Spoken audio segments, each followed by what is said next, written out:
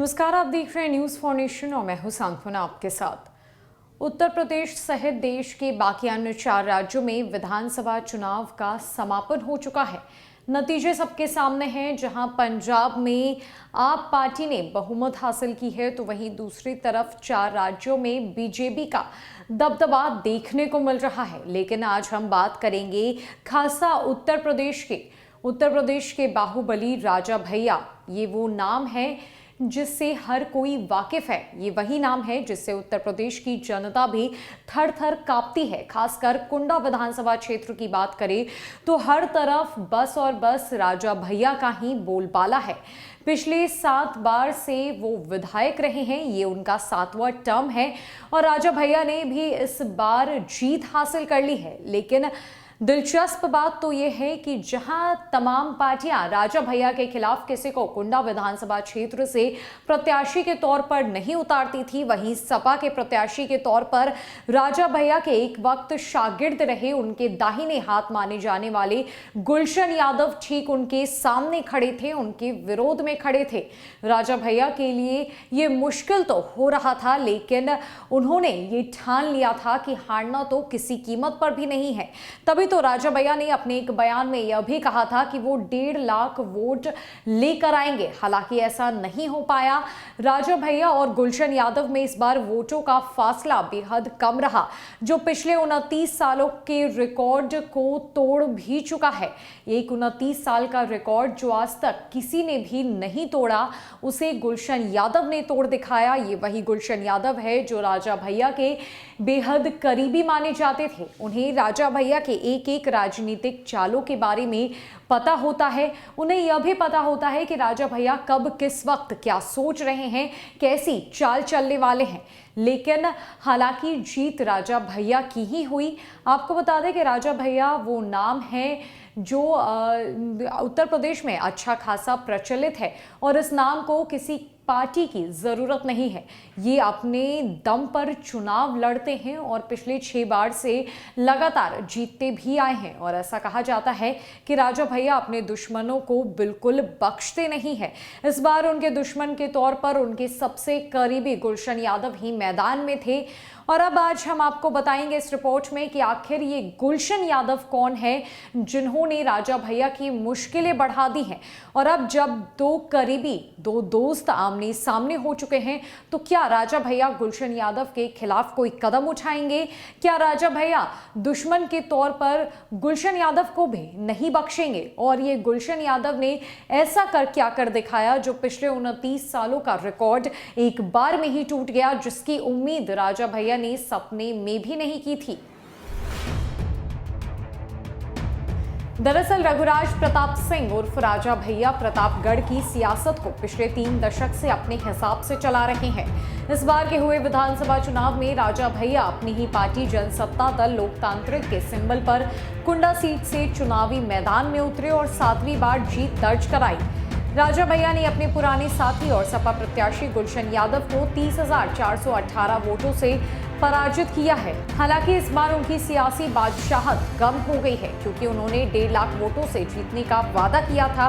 बता दें कि गुलशन यादव यह चुनाव भले हार गए हो, लेकिन राजा भैया के खिलाफ 29 सालों से चला आ रहा एक अनोखा रिकॉर्ड भी उन्होंने तोड़ दिया है। तो आइए जानते हैं कौन है ये गुलशन यादव और क्या है वो रिकॉर्ड जो 29 साल बाद टूटा है।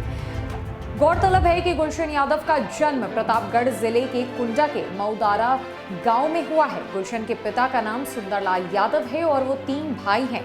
गुलशन का छोटा भाई छविनाथ यादव समाजवादी पार्टी के प्रतापगढ़ का जिला अध्यक्ष है।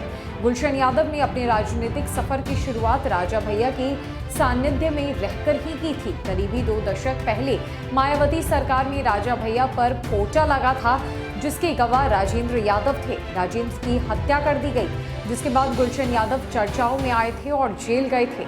बता दें कि गुलशन यादव को एक वक्त राजा भैया के बेहद करीबियों में गिना जाता था। साल 1993 से रघुराज प्रताप सिंह उर्फ राजा भैया प्रतापगढ़ जिले के कुंडा विधानसभा सीट से लगातार निर्दलीय विधायक चुने जाते आ रहे हैं और सपा बीजेपी के सहयोग से मंत्री भी बनते रहे। ऐसे में समाजवादी पार्टी ने पिछले 2.5 दशक से कुंडा से राजा भैया के खिलाफ अपना कोई प्रत्याशी नहीं उतारा।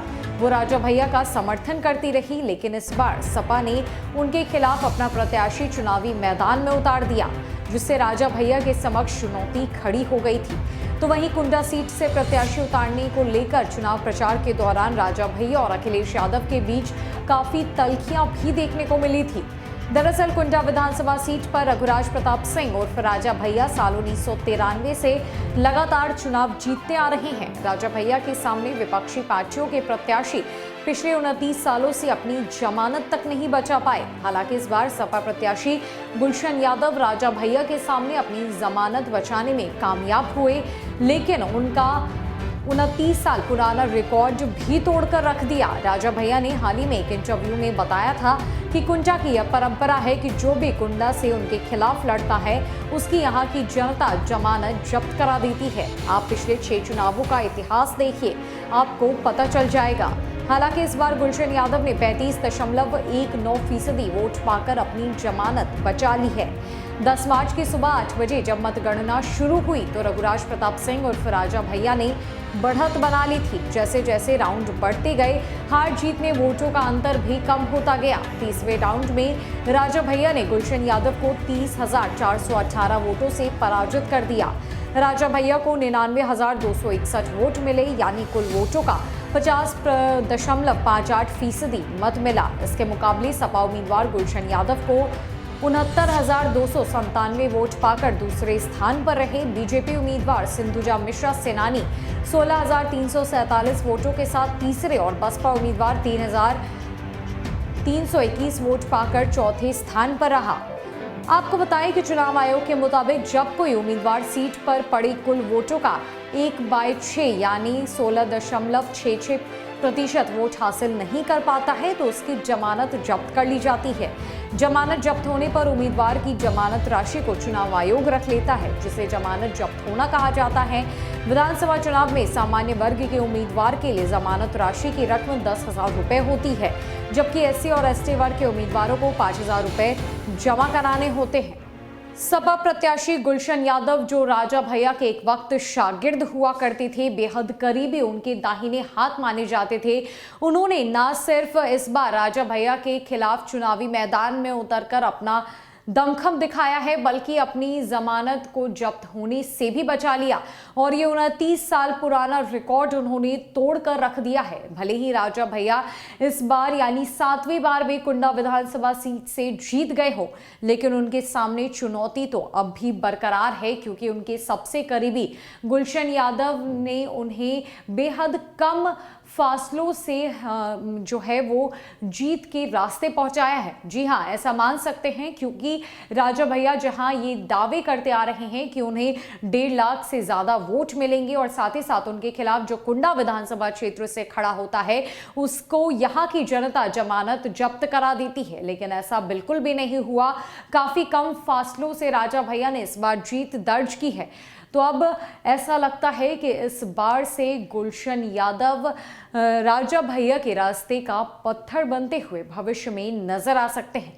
देखना तो यह होगा कि आखिरकार राजा भैया की तरफ से क्या कुछ कदम उठाए जाते हैं। क्या वो गुलशन यादव के खिलाफ कोई कदम उठाएंगे या फिर अपने शागिर्द हुए एक समय के गुलशन यादव के सामने वो यूं ही चुप्पी साधे खड़े रहेंगे। इस बार तो लेकिन राजा भैया ने इस बात को साबित कर दिया कि कुंडा के राजा राजा भैया ही हैं और उन्हें कोई भी पार्टी, कोई भी प्रत्याशी, कोई भी नेता वहां से हिला भी नहीं सकता। कुंडा की सियासत, कुंडा का किला सिर्फ और सिर्फ राजा भैया का ही है। फिलहाल के लिए इस रिपोर्ट में इतना ही। नमस्कार।